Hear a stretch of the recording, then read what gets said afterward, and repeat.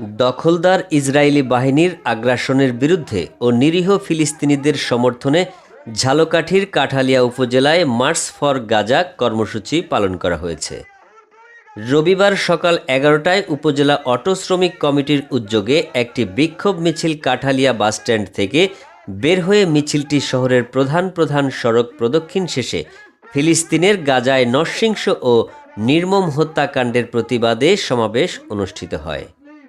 ফিলিস্তিন জিন্দাবাদ, ইসরায়েল নিপাত যাক ইত্যাদি স্লোগান দেন সমাবেশে অংশগ্রহণকারী শ্রমিকরা।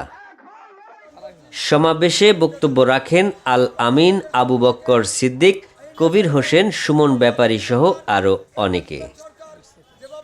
এ সময় বক্তারা বলেন, আন্তর্জাতিক সংগঠনগুলো সব বিষয়ে সরব হলেও ফিলিস্তিন প্রসঙ্গে নীরব।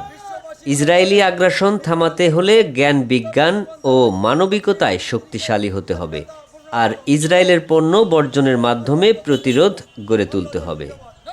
বক্তারা আরও বলেন, বাংলাদেশ সবসময় স্বাধীন ফিলিস্তিন রাষ্ট্রের পক্ষে। এই মানবতা বিরোধী ঘটনার বিরুদ্ধে আন্তর্জাতিক মহলকে সোচ্চার হতে হবে। সরকারকে জাতিসংঘে এই হত্যাযজ্ঞ তুলে ধরতে হবে। তীব্র নিন্দা জানাই।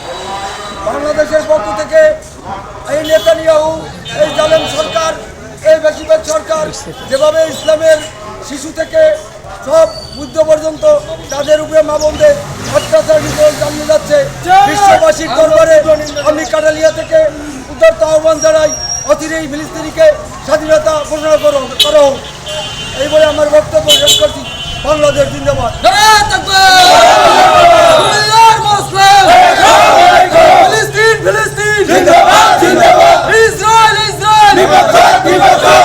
অটো শ্রমিক দলের পক্ষ থেকে আজকে প্রতিবাদ সমাবেশ করা হয়েছে।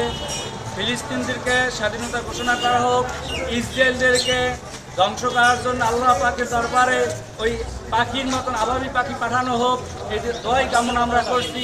এবং ইসরায়েলের যত পণ্য আছে আমরা সকলকে ইসরায়েলের পণ্য থেকে বয়কট করতে চাই। ঝালকাঠি প্রতিনিধি সাজ্জাদ বিশ্বাসের তথ্য ও ছবিতে AR রুবেল, যমুনা টাইমস।